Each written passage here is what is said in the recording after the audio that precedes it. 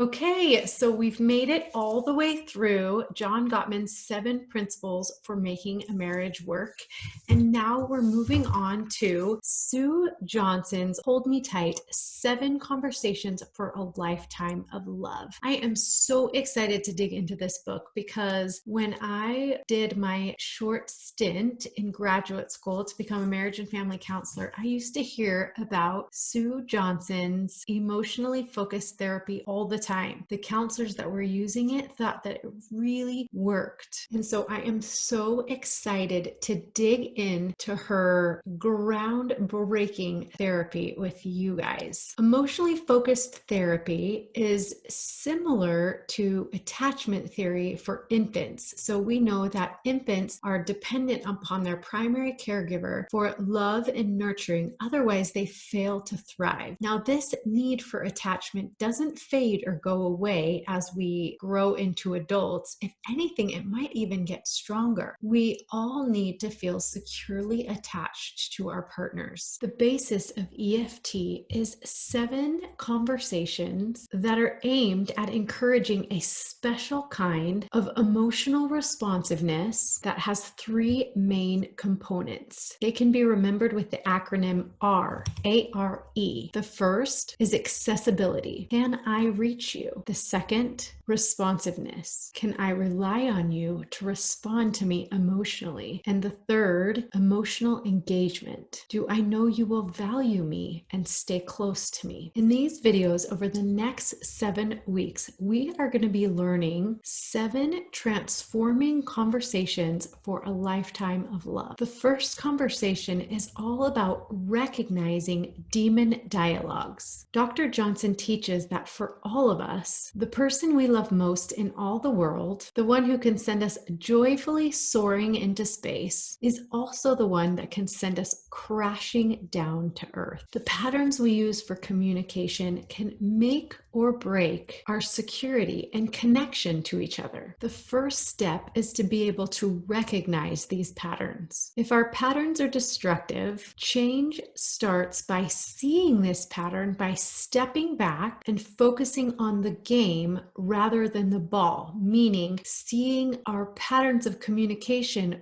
rather than the subject of our disagreements. Johnson describes 3 destructive patterns that she calls demon dialogues. The first demon dialogue is called finding the bad guy. This is a dead-end pattern of mutual blame that effectively keeps couples miles apart, blocking re-engagement and the creation of a safe haven. Partners who engage in finding the bad guy are constantly on the attack, taking an "it's not me, it's you" approach to blaming and reacting. Both partners anticipate being hurt and escalate this negative feedback loop to the ultimate dead end. The only way to stop this pattern is to recognize that neither of them are the bad guy and that the accusatory pattern itself is the villain and the partners are the victims. The second demon dialogue is called the Protest Polka and is perhaps the most common of the 3 demon dialogues. It is the protest against the loss of a sense of secure attachment that we all need and crave in our relationships. One partner is demanding and actively protesting against the disconnection, while the other is withdrawing and quietly protesting implied criticism. In order to break this pattern, partners must first recognize it. Second,